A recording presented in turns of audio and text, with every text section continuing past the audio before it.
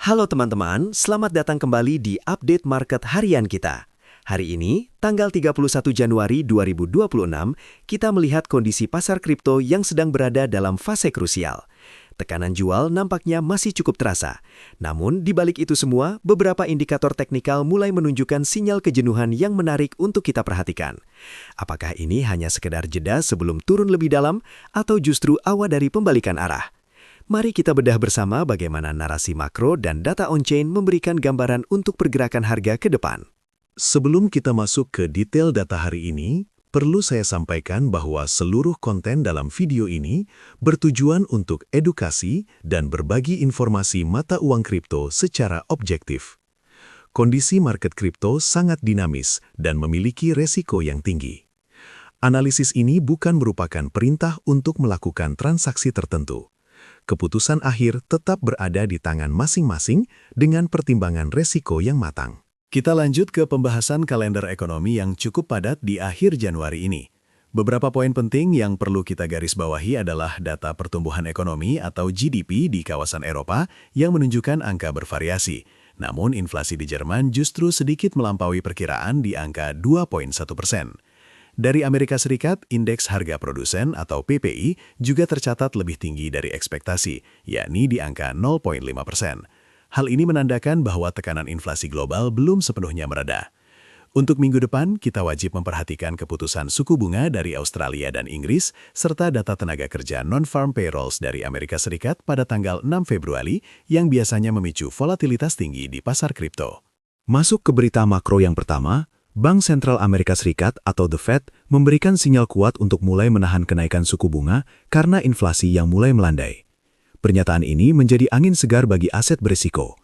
Jika suku bunga benar-benar mulai stabil, beban biaya modal akan berkurang dan secara teori ini bisa menjadi bahan bakar untuk stabilisasi harga Bitcoin dan Ethereum di masa mendatang.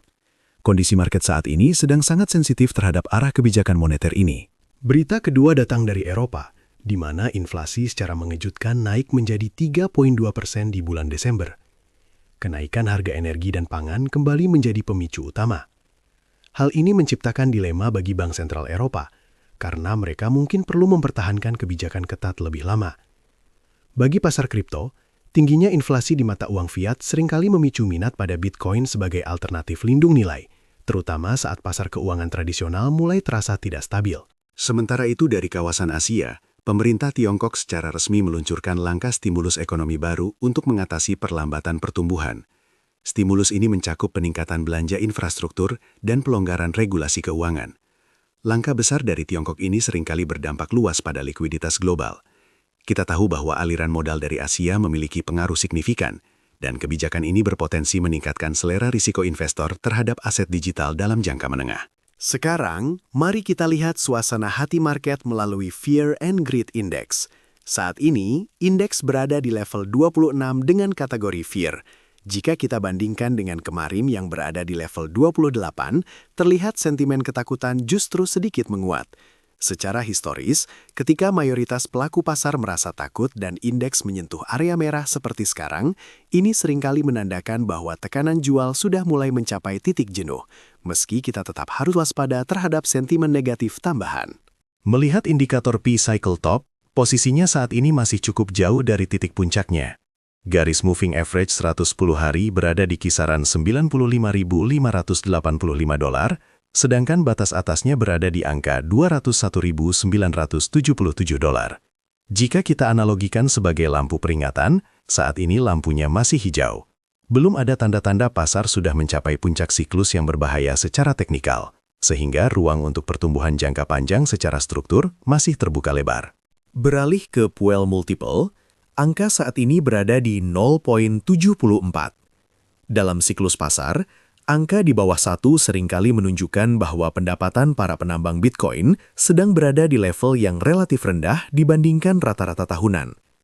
Secara historis, fase ini biasanya bertepatan dengan area akumulasi atau dasar sebuah koreksi.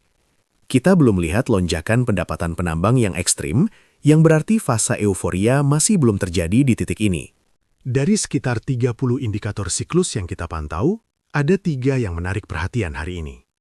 Pertama, Bitcoin Ars 999 berada di angka 0,49, yang secara tradisional masuk dalam zona murah. Kedua, MVRV Z-Score berada di 0,97, jauh di bawah level puncak angka 5, menunjukkan harga belum overvalued. Terakhir, indeks musim altcoin masih di angka 26, artinya dominasi Bitcoin masih sangat kuat, dan kita belum memasuki fase di mana koin-koin alternatif meledak secara serempak. Ketiga data ini memberikan gambaran bahwa pasar sedang mencoba mencari dasar di tengah tren penurunan. Untuk Bitcoin, saat ini harga sedang menguji area batas bawah Bollinger Band di harian sekitar $82.700. Indikator RSI pada time frame harian sudah masuk ke area sangat jenuh jual di bawah level 26. Skenario utamanya adalah potensi terjadinya pantulan teknikal atau mean reversion menuju area $89.600. Namun, jika harga gagal bertahan di atas $81.800, skenario alternatifnya adalah pelemahan lanjutan untuk mencari support baru yang lebih dalam.